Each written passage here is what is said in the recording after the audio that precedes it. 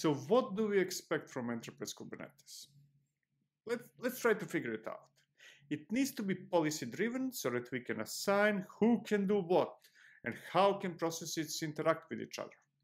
It needs to be secure because we do not want evil people to steal our secrets. And while we're at it, we do not want our employees to steal either. We don't trust anyone. It needs to be integrated with our storage, our networking, our registries, and all the other shenanigans we accumulated over the years. We need to be able to monitor the state of our clusters as a whole and everything inside them. We need to be able to collect logs from all the processes running across our clusters. It needs to be scalable, and it needs to provide a solution for multiple tenants. I must have forgotten quite a few things, but you probably get the gist of it. It needs to do stuff that is mostly the same stuff that we were trying to do long before the word Kubernetes was uttered for the first time. At the same time, we know that the Kubernetes ecosystem represents an unprecedented innovation speed. So now we are thinking that what we did before can be forgotten and that endless past failures will not be repeated. This time it will be different, and we just need to pick up the right tools, right? Those are not the same hard-to-reach goals. Those are the table stakes that almost all providers are already offering.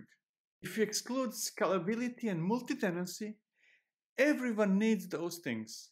From a small company to a gigantic enterprise, do not think that only you need to be secure, have policies, monitor, collect logs, and so on and so forth. Everyone needs the same, no matter the size. Those are not enterprise-specific requests. You might be fooling yourself thinking that you are unique and that you failed to do the right thing in the past because you are so tremendously big. Now it is going to be different, right? What distinguishes enterprises from the rest is the scale, and the most challenging issue is not technology, but rather how to make a big organization productive. As for Enterprise Kubernetes, just pick the tools you need, try them out, and use them. Over time, if you need more, just upgrade to commercial offerings of those same tools. Bite the bullet and move on. It's not 1999 anymore. Okay, now to be honest, I exaggerated a bit. It's not that easy. Those things are important and there is a lot of innovation happening in those areas. Nevertheless, get over it. Making the organization productive as a whole is the real challenge and not which tool for security scanning you will choose. Instead of reminiscing about the world long gone, let's talk about the real goals you should be focusing on.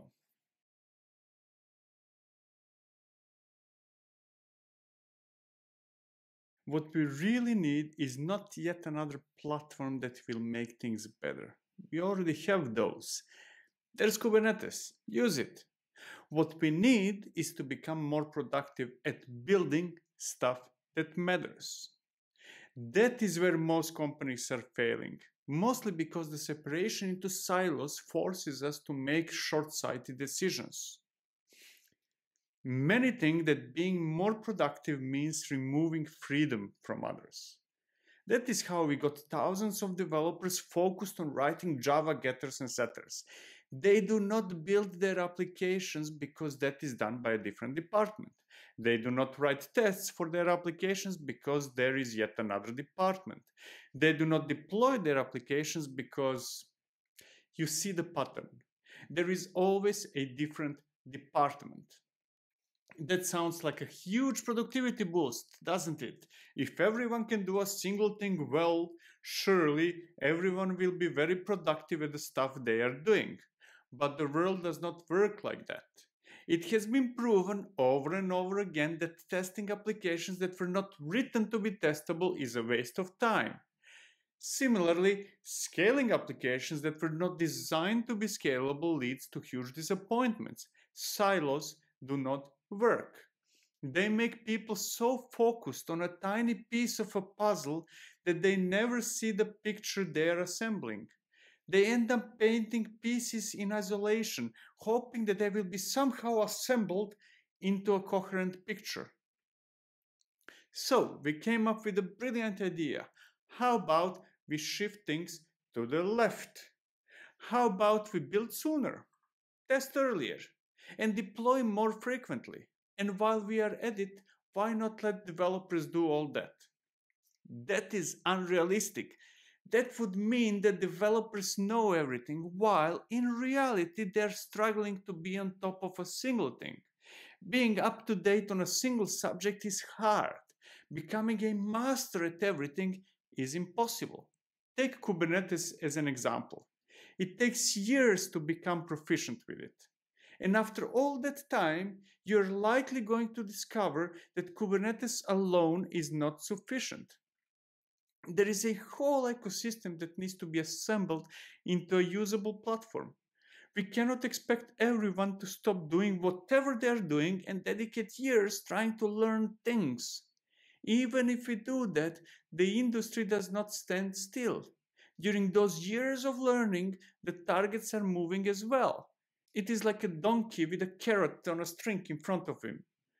No matter how fast he moves, the carrot is always in front.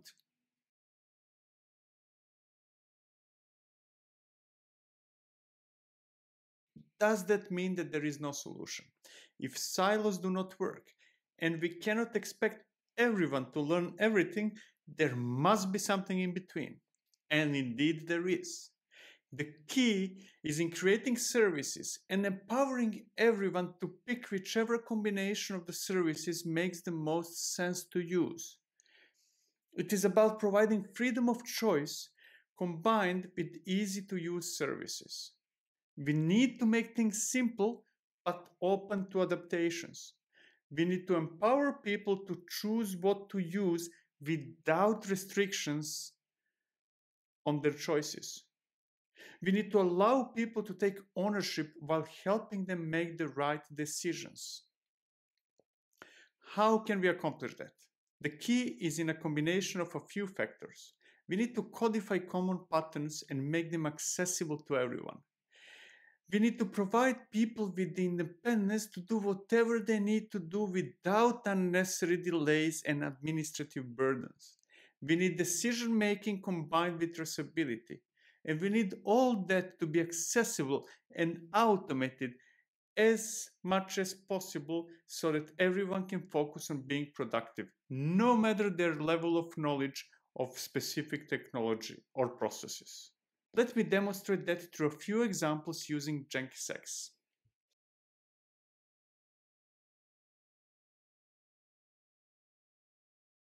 What do you do when a team needs to start working on a new project? Do they open a Jira ticket and wait for someone to do it for them? If that is the case, I hope you understand that you are the bottleneck. Do you have it fully automated but inaccessible to those teams to tweak the outcomes? If you do, you probably understand that you're still the bottleneck since those teams would need you to implement every single change they need. Do you expect teams to do it themselves? If you do, you're unrealistic. It is highly unlikely that they will learn everything they need to know about Kubernetes, Helm, Scaffold, Kaneko, Istio, or whichever other tools and definitions are required to build, test, and run applications. What you need is to combine the three options. You need to provide a service with common patterns, but you also need to allow the teams to tweak the parts they are interested in. You need a set of common patterns while allowing teams to be in full control of the final outcomes. Those teams should own the applications and everything related to them. Your job is to help them not to be the bottleneck. So what do we need? We need a way to provide a service that others can consume. In this context, that service should offer the ability to jumpstart a new project in Kubernetes. That means that we need language-specific files, like for Java, Go, whatever you're using, configs to build artifacts, Docker file to build container images, continuous delivery pipelines, Helm charts, different profiles, and so on and so forth. We cannot expect everyone to know how to assemble all that. Heck, even those in charge of such things tend to be experts in only some or even none of those things. So we have a few problems to solve. How do we figure out everything needed for an application and its full life cycle? How do we provide it as a service to everyone in our organization? How do we allow others not only to consume such a service, but also to take ownership of the final outcomes and let them tweak the results to suit their specific needs?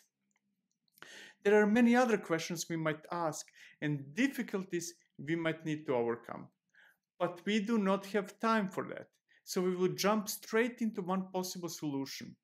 As a reminder, we need a way to codify everything needed to jumpstart a project, and we need to expose that as a service to everyone in our organization. I will assume that you adopted the everything as code principle, so whatever we need should be stored in a Git repo.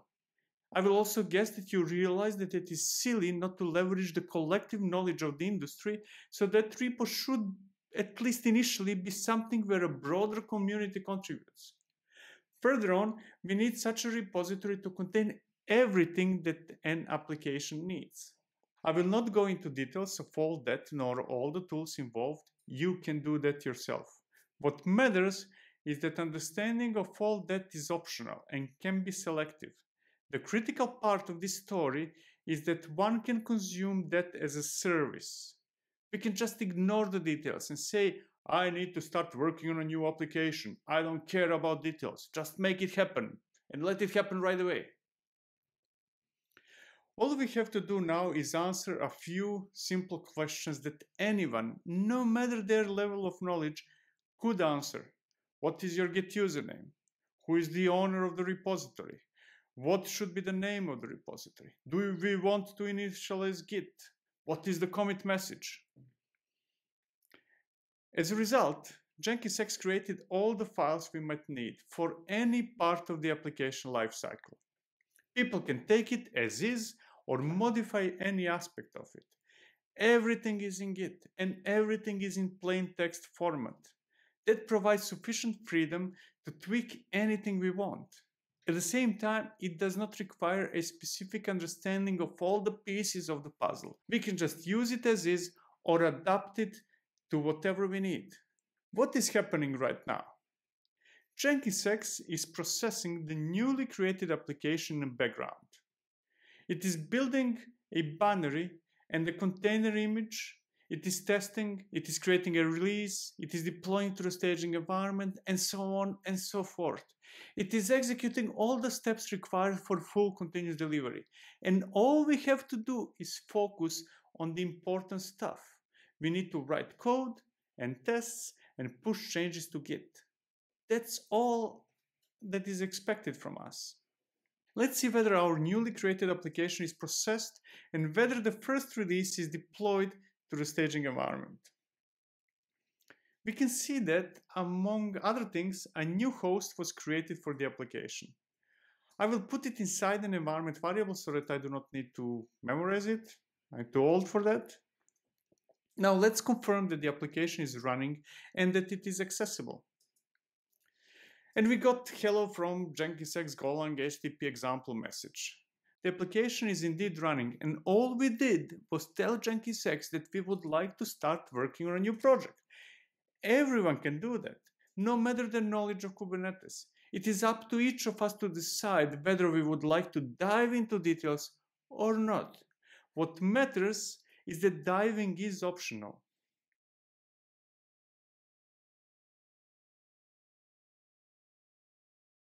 Often overlooked issue, especially in large companies, is independence. Depending on others for your work, especially when they are in different departments, not to say silos, is the main cause of waste. It sounds like a good idea to open a Jira ticket so that, for example, experts create an environment. But we do not live in 1999 anymore. Today, everything is scriptable, and it's the job of those experts to make consumable services and to accommodate people's needs in a fast and transparent manner. Let's take pull requests as an example. A developer or a group of developers would work on a feature branch. After a while, they would declare the feature as ready and create a pull request. What should happen at that moment? Often, that might mean the deployment of the release created as a result of making a pull request into one of the predefined environments. But that is a terrible idea. That introduces unnecessary delays since permanent environments like staging are limited in number, and deploying a pull request there would remove whatever was there before. Remember, pull requests reflect the intention to move the feature towards production, not definitive proof that it is ready. There are quite a few steps involved, like code review, additional testing, and so on and so forth. Nevertheless, we do need to deploy a pull request somewhere if we are to review it and test it. The logic dictates that every pull request should be deployed to its own temporary environment that should exist as long as a pull request exists. That needs to be almost instant or at least very fast. Otherwise, we are wasting people's time or forcing them to do context switching by moving to work on other stuff until a pull request is finished, like tested, deployed, and so on and so forth. On top of that, everything should happen automatically and without any unnecessary actions or a steep learning curve. With all that taken into account, we can say that it's best if a developer does not need to do anything but create a pull request and expect magic to happen almost instantly. Can we do all that without disrupting anyone? Can we just expect people to do what they're already doing and not much more? Let's try it out. What do we do first when we start working on a new feature? We create a branch. Next, I will simulate development by replacing the output message of the application from whatever it is there now to something else. Next, I will assume that the feature is finished and I will push the change to the branch. The only thing left is to create a pull request just as we would normally do. Go to the repository, click a button, create a pull request, and so on and so forth. Now, what I will do is ignore the whole subject of using chat-ops to review and approve pull requests. That's for some other time. The important part is that Jenkins is processing the pull request. It is building binaries and container images, it is running tests, and it is doing whatever else needs to be done. After a while, we got a message that the application was deployed to a temporary preview environment and that we can click here to see it. We can see that the output is hello from something else, thus confirming that the change was processed and deployed. So what comes next? I will assume that we are happy with the feature and that we want to start the process of moving the result towards the production. So we'll merge the pull request. As a result, Jenkins will process the change to the master branch and ultimately it will create a new release and deploy it to staging. Let's confirm that that really happened. We can see that the output is coming from the old release, so we need to wait for a while longer. This is me waiting and waiting and waiting. Let's try again. This time the output is something else, and we can conclude that the new release based on that pull request was deployed to the staging environment. What makes all that special is that we did not do anything new. We just did a typical development workflow of creating a branch, writing some code, creating a pull request, and merging it to the master branch. Everyone does that, and everyone knows how to do that. All the magic was happening in the background. We would not need to know what was running, which processes were executed, and when things happened. It is up to us to decide whether to dig deeper or no. Everything is automated, everything is almost instant, and no special knowledge is required. At the same time, we're still in full control, and someone could tweak the steps or even change the process entirely.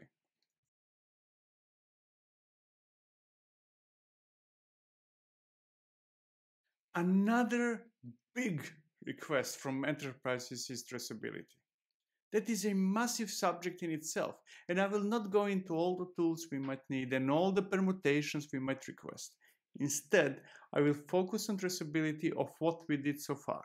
We deployed an application to the staging environment, and we should be able to know what is currently running. To be more precise, we should be able to find out what is the desired state of that environment, as well as the whole history of what were the desired states in the past. Which tool can we use for that? Which tool allows us to specify the desired state of something and, at the same time, will enable us to see the history? The answer to that question should be obvious. That is Git. Everyone knows how to use it, and it is designed to track changes. Assuming that we all agree that everything should be defined as code, Git is a natural answer to the question, how do I get traceability of an environment? It's all about adopting GitOps as a founding principle of most of the things we do, no matter the tools we are using. Fortunately, Jenkins X is designed around GitOps principles, and we already have a repository that stores the desired state of the staging environment. Let's take a look. The only file that truly matters is requirements YAML in the env directory. Inside it, we can see the My Fancy app set to version 0.2. If I deployed other applications to staging, they would be there as well. Now you might be saying, that is cool, but that is not traceability. Is that what you're saying? Well, click the history button and you will get all the traceability you need. You will see the history of all the changes done to that file. That's what Git does. It allows us to go back in time and explore every single commit anyone ever made. In this case, we can see that it was running version 0.1 before and that it is running 0.2 now. There you go. That's traceability, at least when the desired state of an environment is concerned. And we did not introduce any new tools, at least not visible to the user. The magic is transparent and running in the background.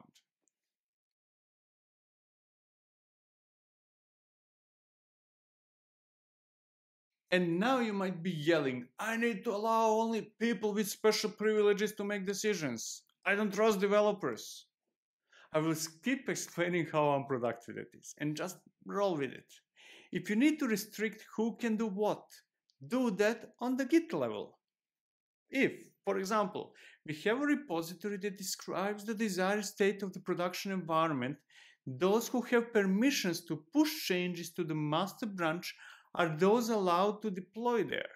What matters is that Git is the source of truth and that it already has the ability to restrict who can do what. To be more precise, Git itself does not have RBAC, but almost all Git platforms do. Let's see that in action. But before we do, imagine that I am a godlike person who happens to have the permissions to push changes to the production repository. I will execute JXPromote command that will promote the specific version of my fancy app to the production environment. Now it will take a few moments until the promotion is processed. While waiting, I must stress that the JXPromote command is not mandatory.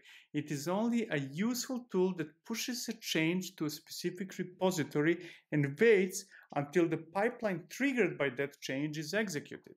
Nevertheless, you don't have to use JXPromote. You can stick with Git and accomplish the same result by going to the production repository and pushing the changes directly or creating pull requests. That being said, let's take a look at the pull request JXPromote created for us. If we ignore the changes related to formatting, we can see that the pull request created a new entry to requirements YAML. It added a specific version of my fancy app as a pull request, and a while later, it merged it to the master branch. As a result, the new desired state of the production environment was propagated to the cluster. In turn, the actual state of production should now run the latest release of my fancy app. Let's confirm that. We can see that a new host was auto-generated for my fancy app. So let's send a request to the app in production and see whether it is accessible and whether it responds with the correct message. And there we go. We can see that the output is from the new release. Hooray!